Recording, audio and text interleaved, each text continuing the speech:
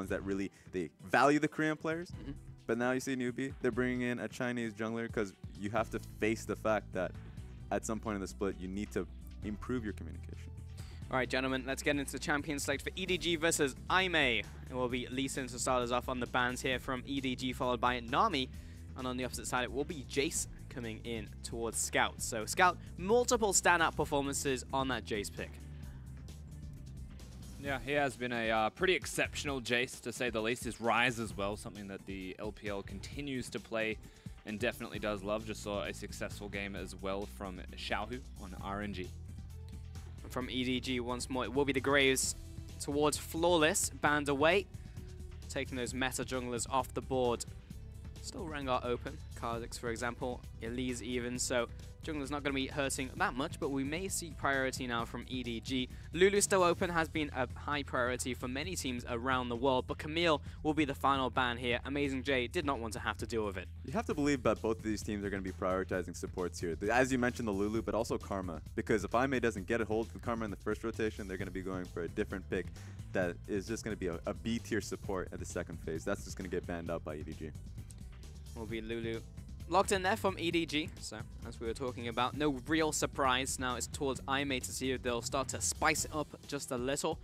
Will it be priority from Amazing J? Will they just first pick Nautilus again? Or will it actually just be giving Flawless the priority on jungle? And indeed, that will be the case. Rengar locked in. I like the Rengar pickup because Graves got banned out by EDG. And if you give EDG the hand of saying, hey, you will have Lulu and then Rengar, or Lulu and then Graves, yeah, make it easier for them if you just say, okay, Graves is off the table, we can just pick up the other jungler and we'll have the benefit of that one. Again, an early pickup of Ashe today. So we saw that earlier in from RNG, but Aimee copying that strat.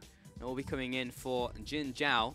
So getting a priority right off the bat. Now back over to EDG, and the ball is in their court. And you would have to have expectations on, if not this pick, the next one before the ban phase. EDG will probably go for their AD carry too, just to match it so that it can't be banned out. Now the Ashe is there. The Ezreal may be something they look towards themselves, or they can go down the Kog'Maw route, depending on how they want to play this one out. If they choose the Kog'Maw route, then they won't pick it this early. They'll pick other champions to complement it. EDG securing Elise before the banning phase hits once more, so they get that into the jungle, and Varus in from Zed, so he'll get his priority ADC, so no more bans towards that role. And Aimee, they get their final pick here on the first rotation. It's fun to see Varus coming back up. He's just a difference in his building pattern because he's going straight back into the Blade of the Rune King. No more the poke builds. He actually does a lot more damage now that you get Blade of the Rune King because you can. Is it this patch that he changed the Q cooldown? That if you can stack up Blight, you hit Q, it gives you a shorter cooldown? Believe so. I believe so, yeah. Yeah, it is 7.5. 7.6, he had some other changes, which actually another buff towards him on 7.6. So definitely changed up a little, but he has gone away. The days of the Legolas build have all but disappeared. Oh, they went for Nautilus. That's still a flex, so that's interesting for Aimee. They have a priority towards that pick where Amazing J has showcased that he's had a great Nautilus play in or out of meta, and it could also do very well in the bottom lane because of Stormborn Pact. But the fact that they went towards that means that EDG, they looked at their bans, they could go towards the Karma ban. That's what I was expecting from EDG. Just to take it away, and even if it is a flex, so be it, right? As a Nautilus, it doesn't mean a whole lot. Like, Amazing J is most likely going to be the recipient of it.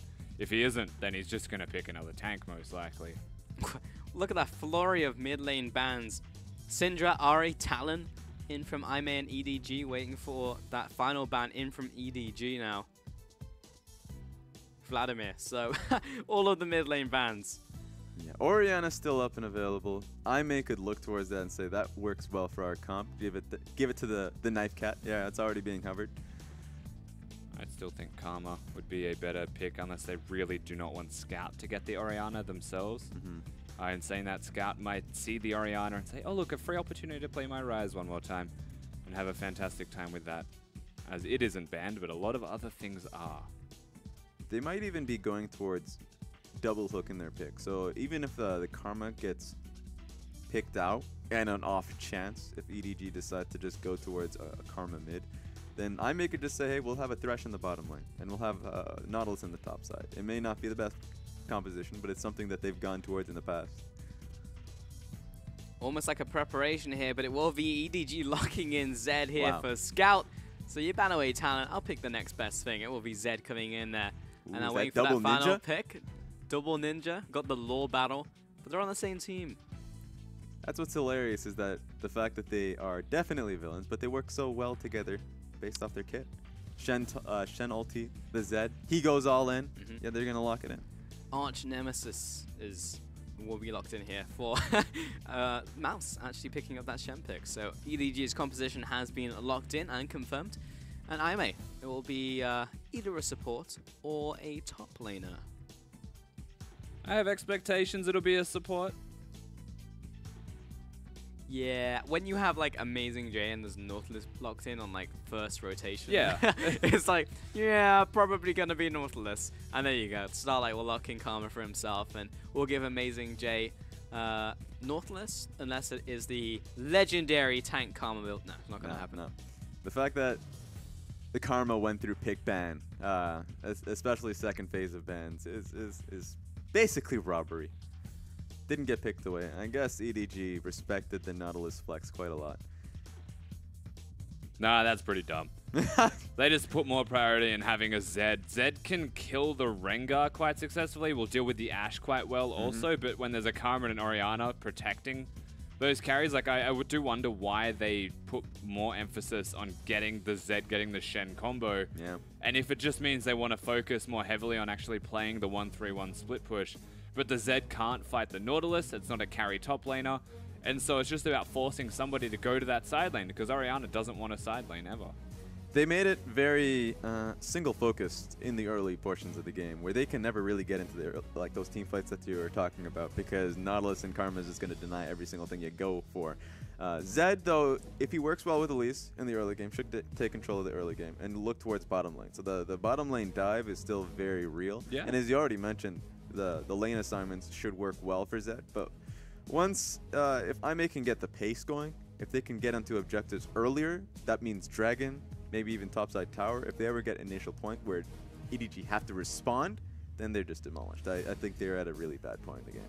Is there a team composition that you guys are favoring heading into this match? I mean, one's a lot more standard. I'd say that Aime, if they get the slightest inkling of a lead, is going to have enough strength to close out a victory. Anytime that they want to actually bring a Nautilus in, you know, Amazing J, fantastic at teleporting. I think we'll have a slight edge there. They just need to try and survive that laning phase, where the Elise can run around and either invade the jungle of Flawless or get some ganks off. And this is where, once again, I find myself just wanting to map the pathing of Flawless and see how he does do. Yeah. Because he's a smart player, very smart player. We see him on the Lee Sins, not so much the Rengars. This is going to be the time we get to see how he plays that champion. Yep, his time to shine. See if he has more in his wheelhouse that he can bring towards the team. I think he can probably do it. He's a smart enough player to execute the Rengar. Well, let's see for ourselves with our own 2 eyes, or I guess 6 eyes in this case. Aime versus EDG coming in game 1 of this best of 3. It will be our match of the week. Of course, the chance for EDG, expected. Wishing them luck. Not the same chance as the ones you'll hear in the LCK. Those are constant and very loud. Can confirm. Zed is pushing forwards, so pushing backwards rather, that's his own jungle, so he's looking for something. We saw a squirrel run past, got distracted. Anything interesting in these keystones? I guess the biggest thing is, you know, Varus is now moving back towards Yeah, further, right? Because no longer looking towards the big poke builds. Yeah, he'll always go the on-hit build you would expect. Now the lethality is valid to a degree. It's not too worth going for. One other thing is when you look at both the Lulu and the Karma, they can choose between having a Wind Speakers or a Thunderlords. When you look at EDG, Mako chose the Wind Speakers to empower Zed with the shields, whereas Starlight chose the Thunderlords to be able to damage people and try and actually have some control in this lane. And that's something you might actually start to see pan out between the supports and the dynamic in this bottom lane. Is Starlight wants to be able to pressure, but Mako's going to have bigger shields. So if they're auto-attacking, Mako wins. If they're spell trading.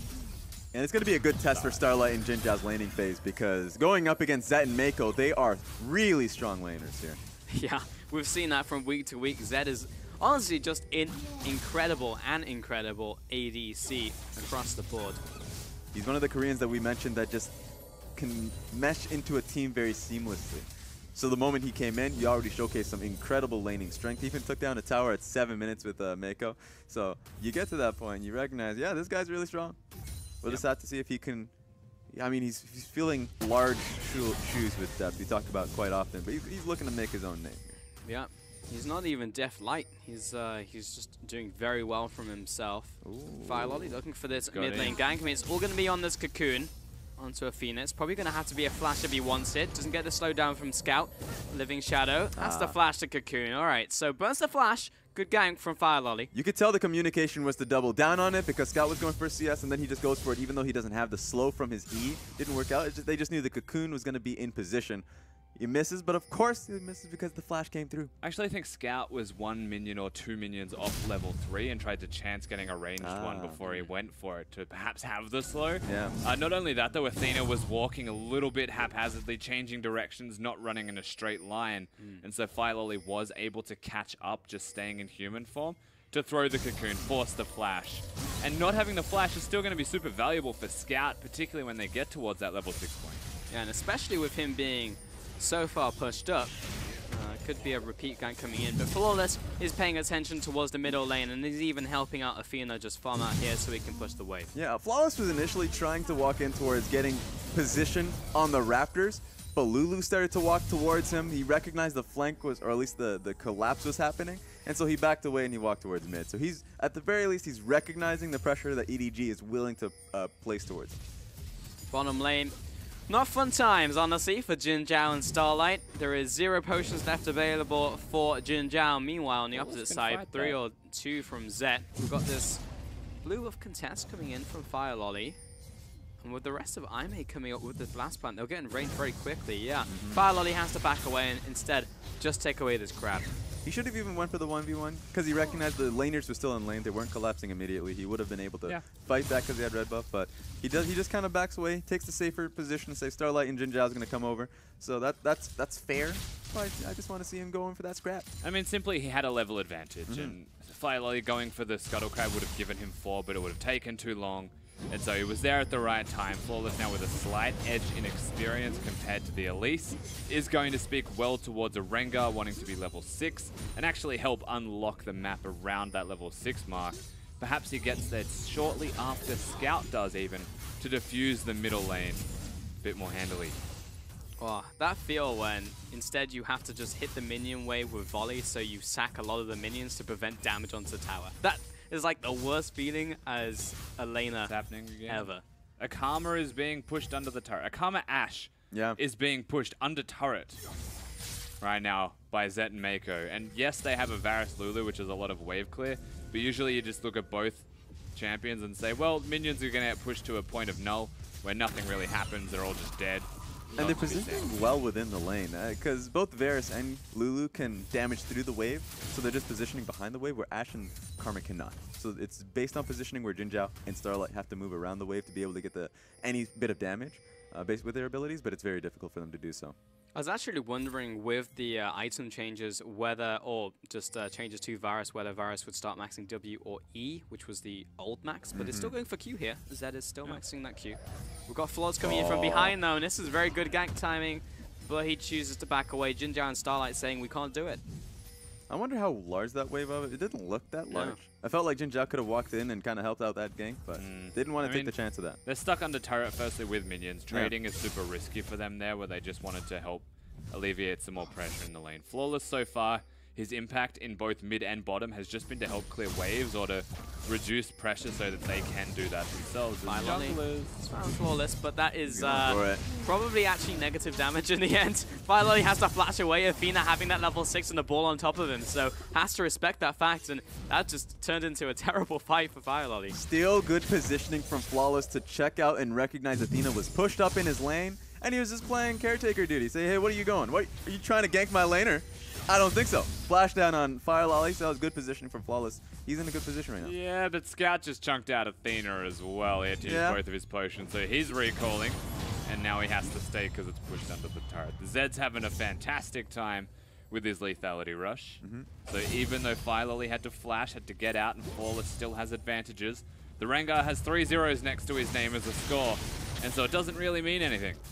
Hasn't hit level 6 though, and when Flawless hits 6, you can definitely count on it that he's going to go for a gank in one of these lanes.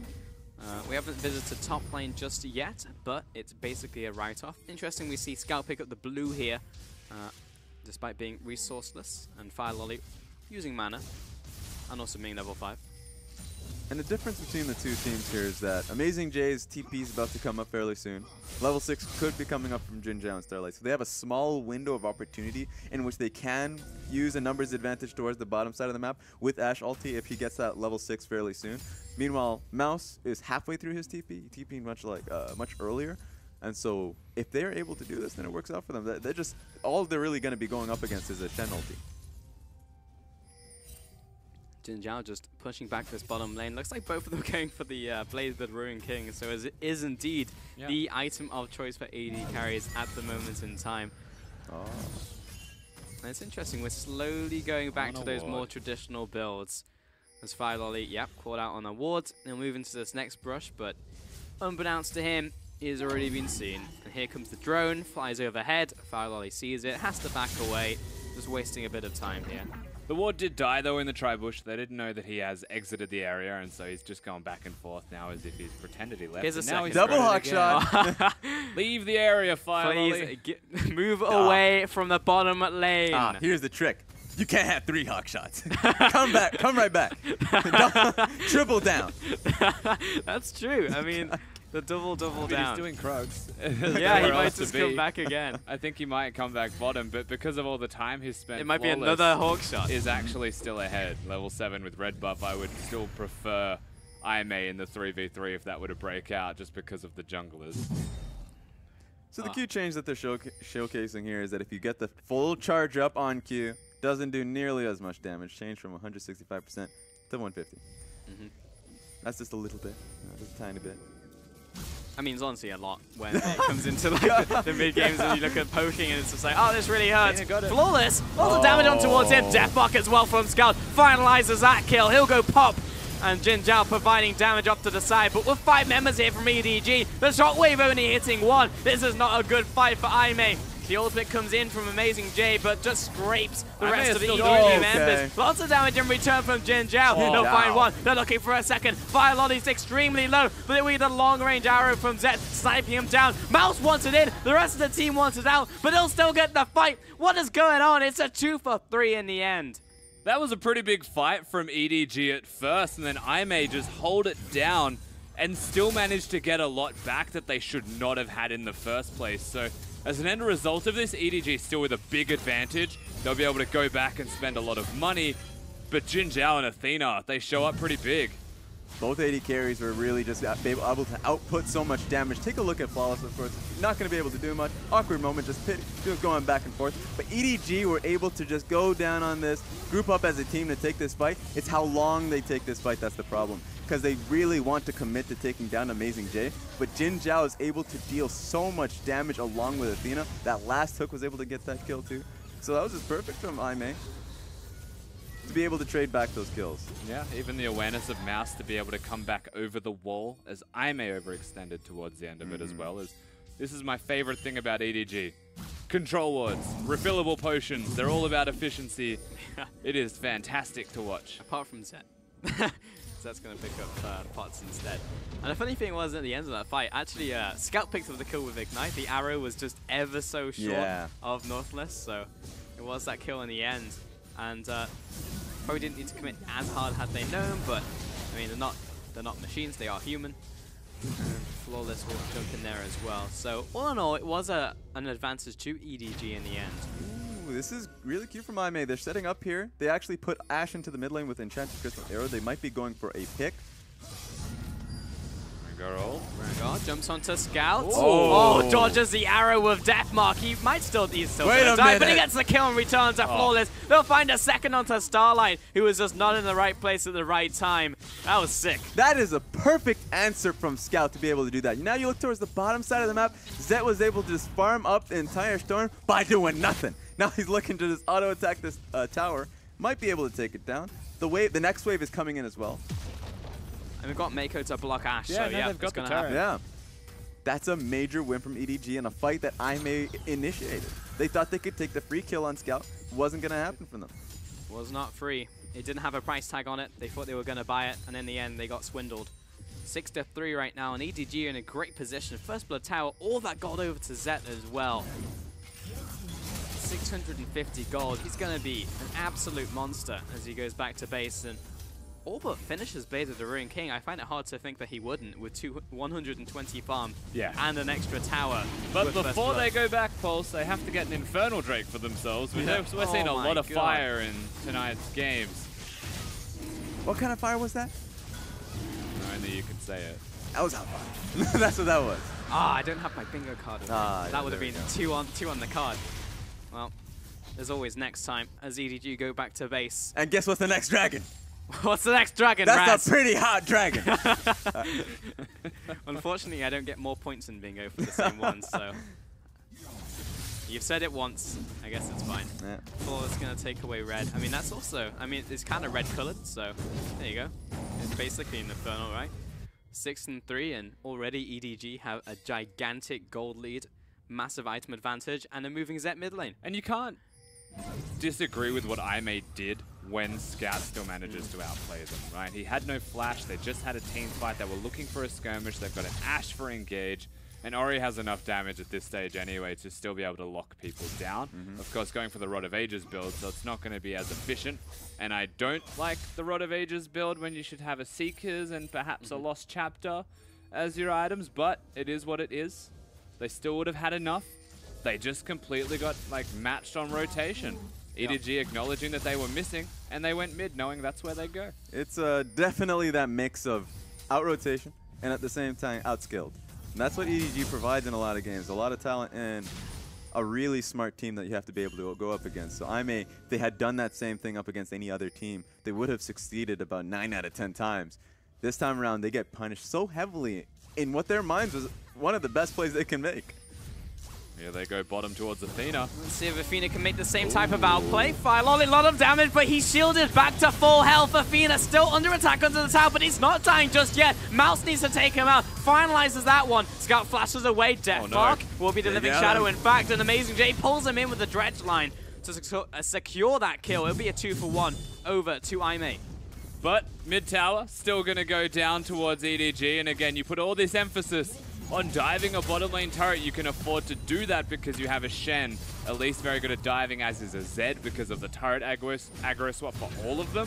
But IMA were actually there and can match it. However, a lot of summoners burn to even just secure the kills as a countermeasure, and EDG still with the best foot forward, getting gold for the entire team with objectives. That's what's really scary about EDG is that even when they look like A, if they're in the back foot, seemingly in the back foot. B, if it looks like, okay, they took the wrong trade. They lost out in kills. That was great from IMA, but Zet's in the opposite side of the map, able to accrue gold. Sure, if he was in the fight, it would have been a little better for them, but it's such an insurance poly to say, hey, if we lose this, we still get a tower off of it, and that's going to set us up better on for the next few minutes. His mouth senses the tingling. Aww. He knows someone's there, but they've already backed away. Yeah. He's a bit too tingly. He'll go towards his crooks, check the brush. Oh, no one was here.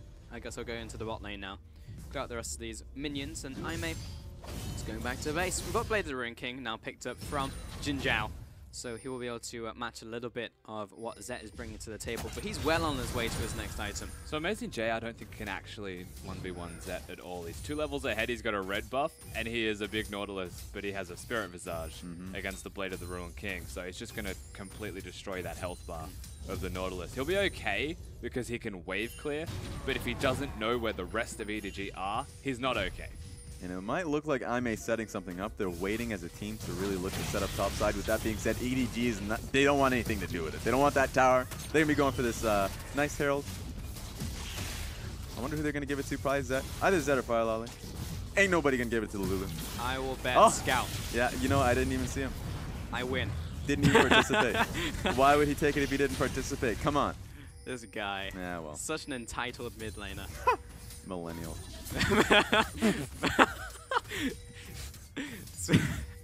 Same. Yeah, I can definitely see that. Well, Zet and Mako pushing up top, but Jin Zhao and Starlight are matching them. So they're fine for now. Amazing J finally starting to itemize into armor now. And there's about a minute left of this. They might have one more wave. They might have two more waves, where EDG can still afford to look for another fight, another dive. Shen bottom, so he's got the ulti. And the Zed's rotating towards her, or was. Now they're actually turning onto him. Yeah, that was a good way to scare him off. The reason why EDG found themselves so much time to be able to take Rift Herald was because Ashe and Starlight were back in base. They couldn't go right back bottom lane to answer with a tower because they were so far behind in tempo. They had to go top to defend. That would be a long trip. So EDG just says, hey, you know what? We're already in the area. We're going to get Rift Herald, and we're going to go straight back and take 2v2. So this is great position from EDG, but they have to watch out for the Enchanted Crystal Arrow setup that I'm still looking for. Yeah, I mean, no Rengar ult will hurt it a little bit, and the thing that they've got going for them now, EDG, is they can clear this wave for free. No one's going to siege on top of them, and then recall and go back towards the Inferno Drake. They've already got the first one. They can look to set up. Lulu, at the very least, might want to go back, get some control wards, and place things for it. But this comes down to the decision-making of what EDG want to do. There's an Infernal in 40. Do we fight for it, and do we want to actually team fight against the Nautilus, Rengar, Orianna, Ashe, Karma? Like, that's a scary team fighting comp. Or do we want to actually keep them top lane, or do we want to stay top lane so that we don't have to fight them, we can still get gold? I would say best decision for EDG with how much pressure they're putting topside is to say, hey, you know what, if you want to put down the numbers towards Dragon to take it, sure, that could be our second Dragon, but we take top lane tower. That's all of the outer towers for you guys. That would put us in a perfect position. Meanwhile, that Infernal Dragon is not going to do anything for you guys at all. That's not a stack for you. However, the perfect play is still the insurance policy of a second Infernal, where they can then translate the 16% HP and AD to the top lane tower. Easier to get the gold, you'll take it down quicker. And you can see they're now on the bottom side looking for it. And Zet will absolutely tear through this dragon if they get near it. So Aimee are the first to the punch. Whether that punch actually has any weight behind it is another question entirely. What's he building? Yeah, that's probably a Gwynzoo's. That might be a anyway, Gwynzoo's on Zet. I may have started it. It's going to come down to a potential steal attempt. Nobody. Arrow goes through the multiple goalposts laid down by EDG. And Mouse did decide not to go in there with Stand United nor teleport. So conscious decision made by EDG to say, screw the dragon, we'll take top tower. It was an interesting decision from Aimee because Amazing J has TP. He's going to be able to get into the fight, but he wants to get the vision first, so he comes in with the team. That's a big decision because Mouse is going to take this tower for free. So that was a bit of a risk. EDG think that they can pressure them to make a bad decision, meanwhile still taking top lane tower. It's still a trade for them, so it works well for both sides. Aimee still gets a foot in the door. Meanwhile, EDG still get an objective for it. Yeah, and it's by no means a bad trade. Once they actually get to collect themselves and go back to base, get some items, I'd say the 2-item spike is the big breaking point for EDG's team fighting. And it's not even that they will then want to team fight. I think the best case scenario is still a 1-3-1. Guess what? That's definitely a Gwynzoo's Rage That's Blade. definitely a Gwynzoo's on Varus. That's hilarious. All right, I'm settling down and strapping in. Yep. I'm ready for this game. And it's also definitely Gwynzoo's. Yeah, Gwynzoo's, everybody. You heard it, Dom and Froskuren. We are unanimous on this casting desk. Yeah. Hashtag stand behind red. It's not Kin, it's Quinn. Here goes Scout onto Flawless. Oh. Or maybe Flawless onto Scout. No, definitely Scout onto Flawless. Here comes the blast plan. He will not make it away. Death Mark will pop, and the kill secured by EDG. It was so close because an extra auto would have killed him on Scout. EDG? But Why are you still there, Athena? Mouse jumps on his face, and he's just refusing to take damage right now.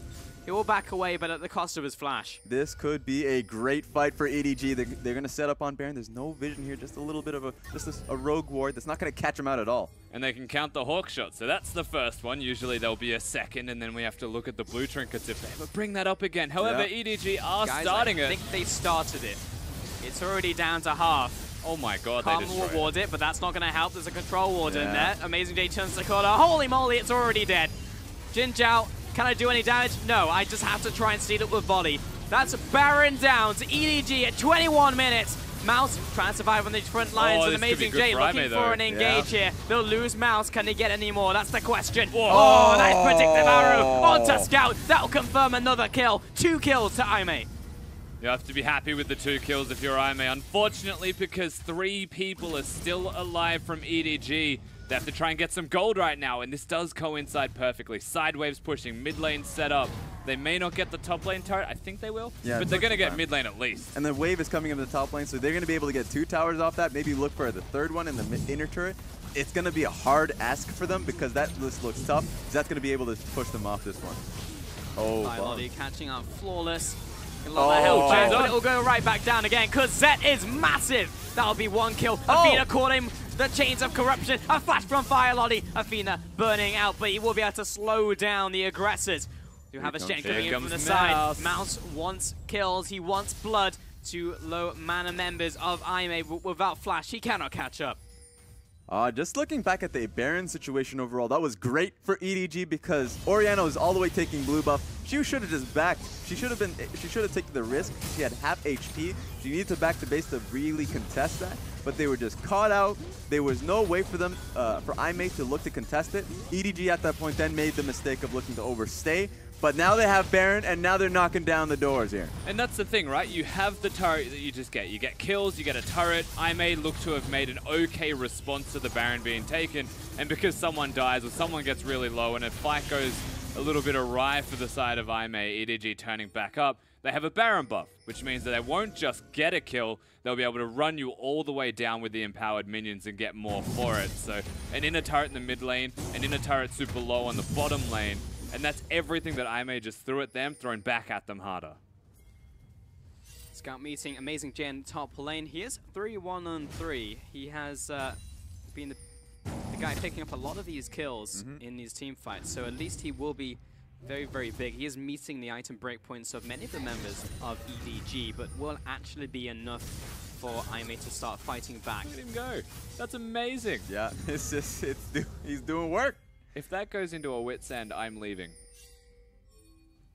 I mean, it may be. I mean, I don't want to what sign else is that it down. going to? Are you signing that down in the data line? Are you going to leave us? Yeah, I'm happy to. No. All right, well, it's going to be a duo caster. That's going to be a wit's end from Zed. On the opposite side, Jin Zhao is going to be a Black Cleaver as well. So I don't know why you made this real. I didn't want to. I probably shouldn't have given you that option. I take that back. We're in too deep. EDG sieging though on the top side, which is working around their Zed. Again, Shen's the primary split pusher.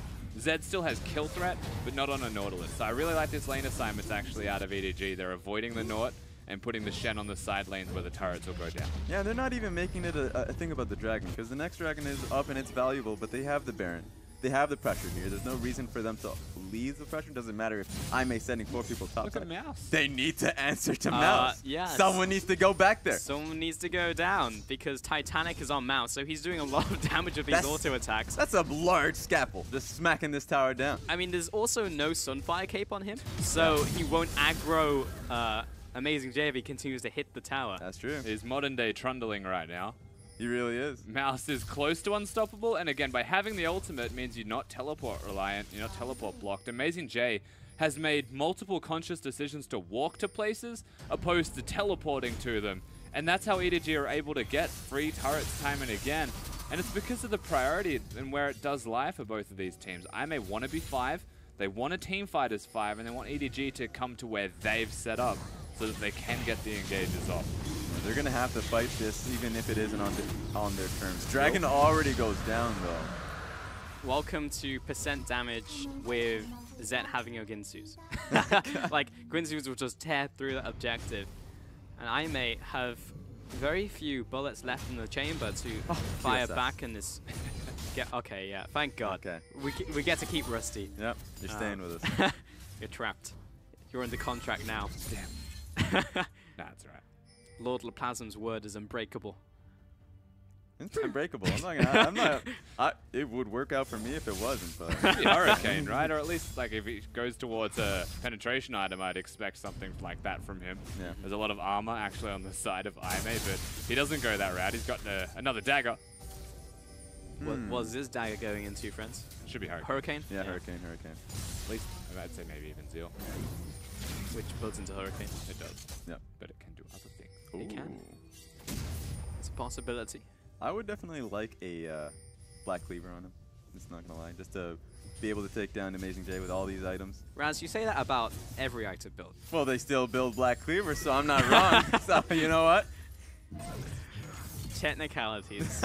You won on technicalities. Speaking of though, Jinzhao also doing the Uzi build. It's going to be I call it the Uzi build because he did it before it was actually good.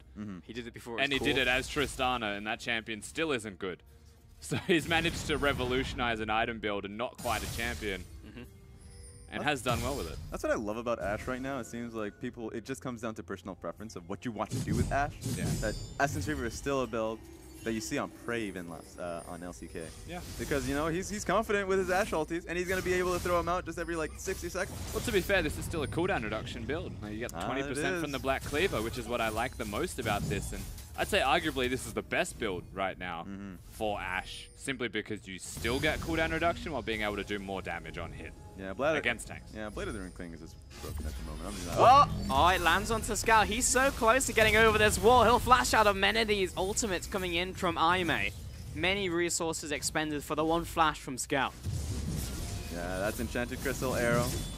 And that's the Athena ulti. So, yep. Now that should siege. This should be a good point for EDG, even with flash down on Scout.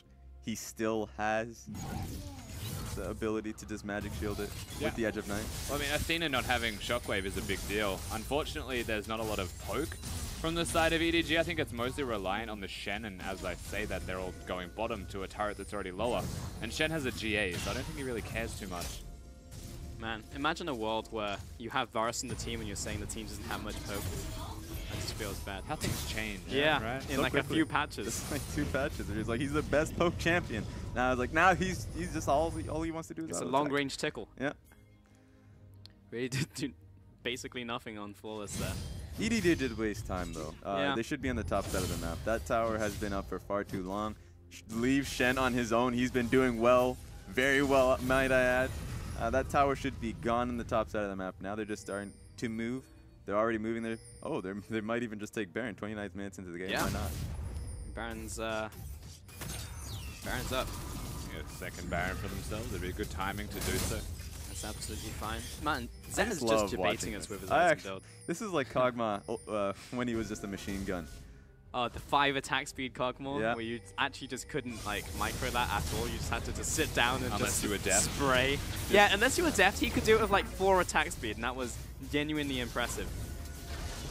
Baron was started off, but there's a control ward in there as well from Aime, so EDG will back away, but this is the pressure that they're exerting right now, saying, look, this is how fast we can take Baron. But this is what Aime wants, and this is what's kind of difficult for should do it EDG. again. They should just try up again, but they don't have really a tank, and this is what's difficult when you have just full squishies. If you do get stopped constantly, and then you're not able to just go for a hard engage, then you're just going to get chipped down. Yeah. So EDG, theoretically, the safer pick is just go for the tower on the top side. The scary thing to me, though, is how quickly they will do the Baron if Lulu ever uses the shield and the W onto a Varus. That's true. Because the empowered attack speed, as well as the extra on-hit damage, the Varus won't take damage.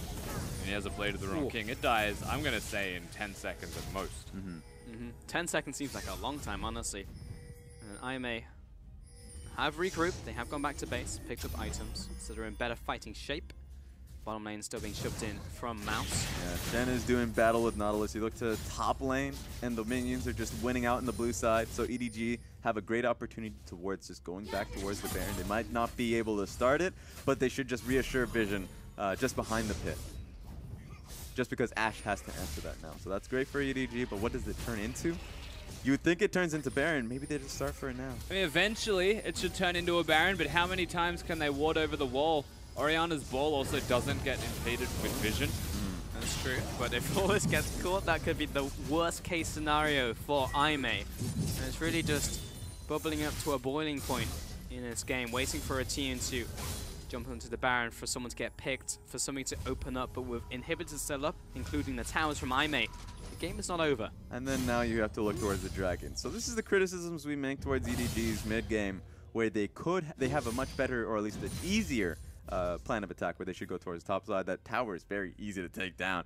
But now that it's gotten stalled out for so long, Aime is able to stop the Shen in the bottom lane. Amazing J has no way. He doesn't have to go towards the rest of the team because they're just doing fine stopping them. So EDG, New plan of attack. Let's go towards the ship. I mean, the best period of time for EDG is about now, to be fair, because the QSS is going to be there for Scout. But he also had a Edge of Night available for him anyway, and now they waited for this period, so there should be no engage available from Jin Zhao into the primary targets on the team that he's with, against rather. Fire Lolly in good shape. He's going to finish off this dragon by himself while the rest of his team pressure out these lanes. In just a second. There you go. Dragon over to them, including a Mountain Dragon, which is really good in this situation where they want to burn down a Baron. What I love is who's doing the primary damage from IMA. He They already sold taken position. A dagger for a long sword. Sorry to interrupt you, but No, yeah, he did. he did. Okay, I Actually didn't even. just straight up baiting us. Okay. He's He's going unsure. the build that we suggested he goes. Yeah. But he had a dagger in there Yeah. for effect. Talking about builds, because I like how Nautilus went towards a Knight's Vow as well. So they recognize the primary damage is going to be going towards Ashe and the Orianna. Orianna's going to have to probably sell a few items if she wants to be doing a lot of damage right now. She's got Zhonya's and Rod of Ages. There's an optimal build. She doesn't have it. Ooh. Arrow barely missing 2 members of EDG. But it's just taking these Hail Mary shots right now, seeing if they can connect it onto any member, honestly, of EDG outside of Mouse. And if they can potentially get a pick, even just burn summoners, it's something that IMA can look to fire back. And we complimented IMA for their late game fights, the fact that they can come in with these late game haymakers and finally finish off an opponent, but EDG are just too strong. And to be fair, whilst that arrow skimmed the outside stump, it didn't actually connect with anything. He was going for the Elise, not the Zed, because the Elise doesn't have a QSS and is an AP build at the moment. Also just likes getting hit by Baron. Yeah. But realistically, this is like the only opportunity that they have because they don't want to use it on a Shen. The Lulu's going to be standing behind people unless they catch her placing vision. It is mostly about now hitting the Elise if you are Jin Zhao. It's always fun to. This is it's actually really hard for that Ashe because even if you are looking towards Elise, you're just basically wanting to force her to get into Repel to set up another fight. Yeah. That's about it. That's all they can really hope for. And they're looking for something. TP coming in towards the flank. It's amazing, Jay. Arrow doesn't connect once more, but Fire Lolly separating from the pack, but he's got Mouse on top of him. We need this one to come in. Massive taunt, massive knock-up in from EDG. They do lose their jungler, but at the cost of an ADC. Amazing Jay is tanking up everyone from EDG right now and is keeping this fight. Oh, huge shockwave into Dissonant. It's not enough to finish off the fight, but it's enough to send EDG packing. And that is an example of what IMA can do as the fight goes on because that was incredible from Athena to be able to get that. But he doesn't have a lot of damage at this point in the game. Yeah, Zhonya's Rod of Ages, you can believe if he went a lot more, rather than defensively, because he's worrying about this Zed, if he went more offensively, that ulti would have deleted them. And not just that, he used it at the end of a fight. So he's not able to set his team up, everyone's dead before he gets a shockwave off. And it was more of an afterthought and a preventative measure from them getting a Baron after a one fight or anything like that. But realistically, that's still the way you want it to go if you were EDG. I really like how they executed on that. By having Fire Lolly legitimately bait the Rengar ultimate, the Repel goes up and he has a Shen already coming in. So it times perfectly with no Ashe arrow to connect. The Rengars then used his combo on the front-facing member of the team, which was the Elise, and none of it did damage. Yeah, it's actually really smart because even from a spectator's perspective, it looked like, what is Fire Lolly doing? He's out of position, he's gonna die. But instead, it was just a massive mind game. Completely went the opposite direction. I was still suspect. I don't know if I would give him that credit. I will. But they have to because of the Shen ult. It was timed too well. Yeah. He knew what he was doing. It was a nice little maneuver. IMA will take this opportunity to push down mid, but this may be the end of it as Scout will come in, jump onto Jin Zhao. 4-man knock-up! Scout's looking for more. Jin Zhao is already low. Hard to even hit anyone. He'll flash after the ADC. He goes down. Draw Trader's life for it. But in the meantime, the rest of the team gets pushed back. Zed and Mako low. We've got Flawless jumping in. He used the dash, but also Trader's life for it. 4 members fall for the price of 2. And Athena, no way he's getting out of this predicament. Mouse is following after. The redemption saves him for a little bit longer, and it's Fire Lolly waiting for him to catch up. It's going to be the longest chase in history, but in the end, Athena falls a 5 for 2. And it is very hard for EDG to be able to execute on these fights, but Scout goes in, has the Shen ulti to back him up, and he's able to assassinate Jin Zhao, the primary damage, and they are able to take the fight on that one. And he has Mako to knock everybody up at the same time. EDG are playing these fights as best they can against a really good team fighting composition.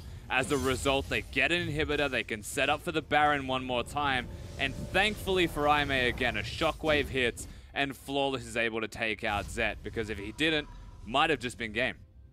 With the base being cracked as well, especially the bottom inhibitor, when you have a Baron being contested, worst case scenario for Aimee. Got to be questioning as well why they were shoving up mid so far when you could have an easy flank from Scout. They didn't have side lane vision and have any vision, honestly. And it was just the easiest engage in the world from EDG. Any team would have taken that fight, and that has just maybe just sealed the death contract for Aimee. That was blind confidence, and honestly, I would agree with the confidence if Athena would be doing damage, because you saw that ult. He didn't do much at all. So EDG's already starting up on this. They have an Earth Dragon. Of course, Zet's got that crazy attack speed build. You have to respect it. Yeah, they just wanted to turn it around, though, because Mouse was coming in with a flank, as was Scout as well. Arrow comes in, lands onto Mouse, but Mouse doesn't even care. He grimaces and shakes it off. Ultimate out from Athena does practically nothing, and that's the worst thing that could possibly happen here for Aimee. They'll all have to back away. Starlight and Flawless not in condition to carry on fighting. And the problem with the Orianna ultimate is they were all on the other side of a wall that you can't bring them to the middle, and so the combo isn't going to be there from Aimee. Shen's never going to die, and whilst Amazing J is the same, someone now has to deal with a wave that's amassing on the bottom side, and EDG have enough damage to smash the Baron or keep them around. Yeah, but there's just 3 members, and none of them are going to be able to deal with the damage that Baron is outputting. Sure, you got the redemption, and on top of that, you got a little bit of a few fruits, a variety of sorts. You'll be able to heal yourself back up. It's a minute from now, though, Raz, where the problems start to really come up, you'd have to say, for Aimee. Look at the bottom lane wave. That one's massive. Someone has to get it. Oh, Amazing J. Well, he's got the TP, but this puts them in a pincer position. They have to do something right here. Flawless has no vision over this one. They burnt the control wards. They're out of control wards. It's got to be a complete shot in the dark. 2K.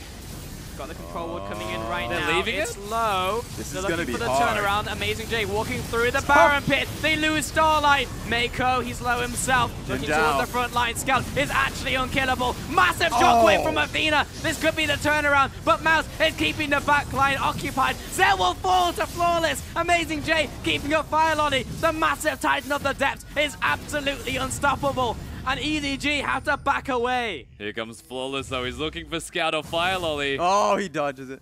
Doesn't even want to get in there. But that was really well played from Aimee, especially Athena's ulti, to be able to take them down low. They were already low to start to be when they were going for Baron. But EDG's sticking towards this area. They recognize Aimee has to deal with the multiple waves hammering at the turrets and their Nexus towers, so they're able to take the vision here.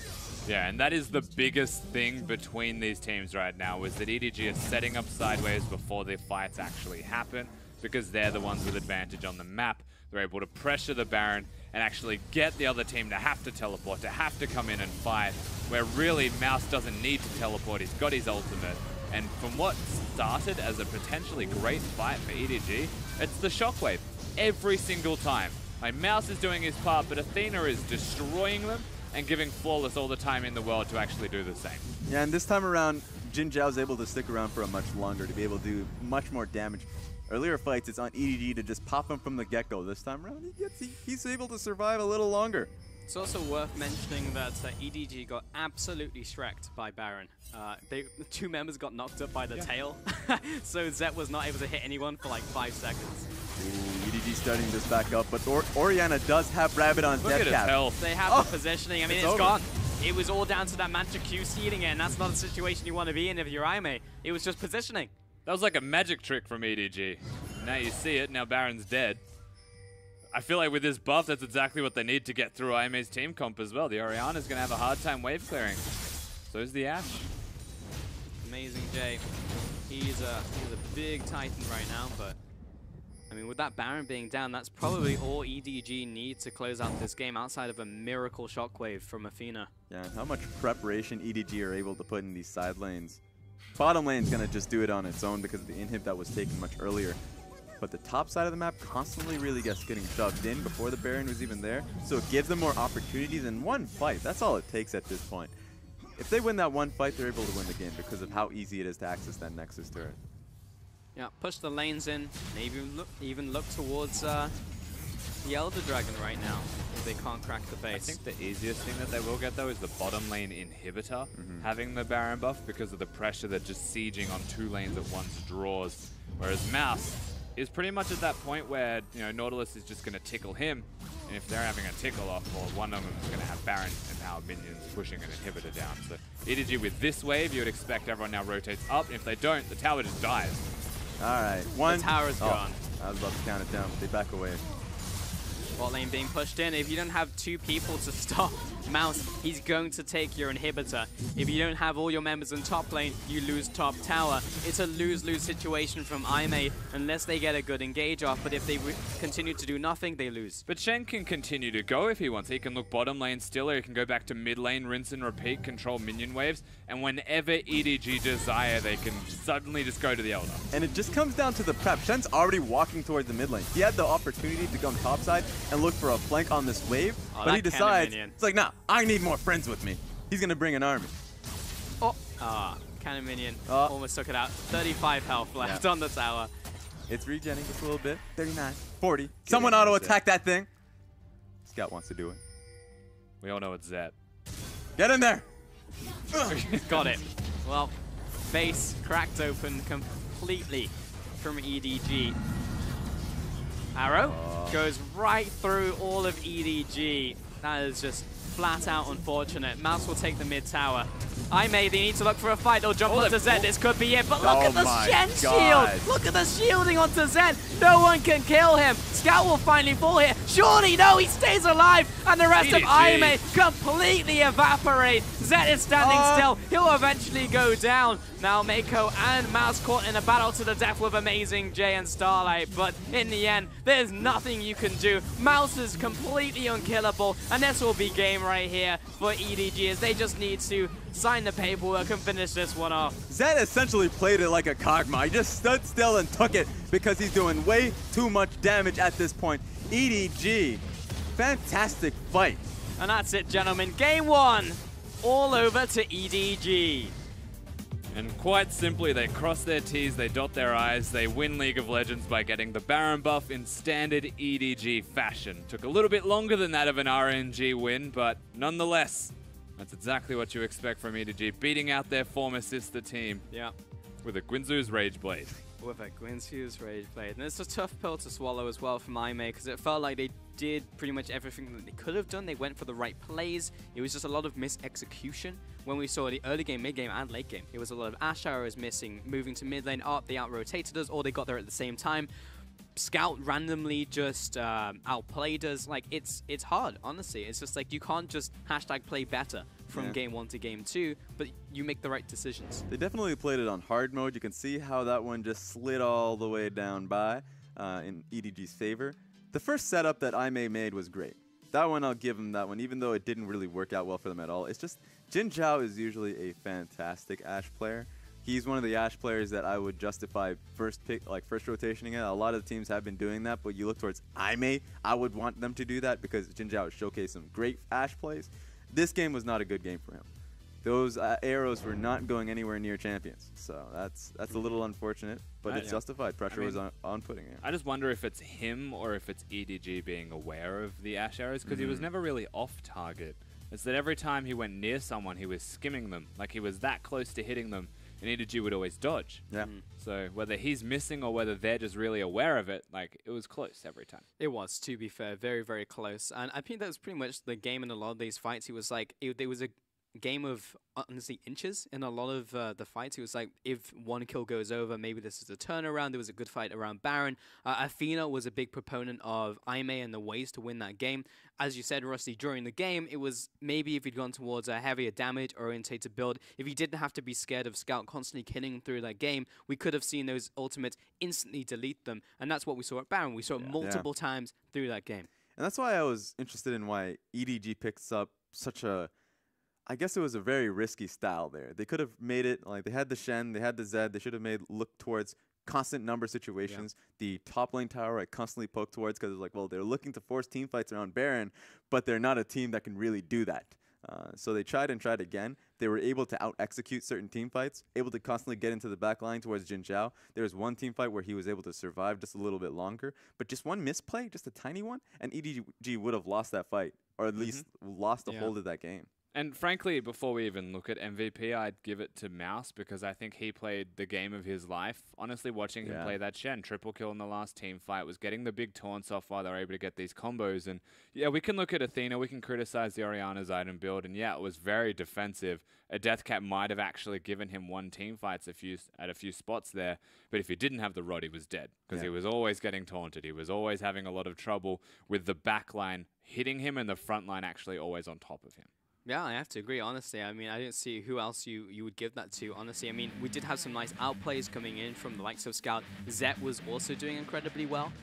But this team fight was terrible from Aimee. It was like, yes, we're in a stare-down situation. We need to be able to challenge them for Barret. Let's rush down mid and take the inner tower. Yeah, they think that it works well for them, and from their perspective, they have a great 5v5 team composition. And it goes to Scout. Okay. Yeah, it was probably because of like the outplays that he had in the game. He had a few outplays. Yeah, like specifically mid lane, for example. But I would still personally give it to Mouse in the top lane. However, I am biased for top laners. Well, I mean, we all give it to Mouse. I gave it to Mouse because there was one team fight where he was just sticking on top of that Ashe. We talk about how he was getting crucial Shen taunts. He was always in the bottom side of the map where he needs to be.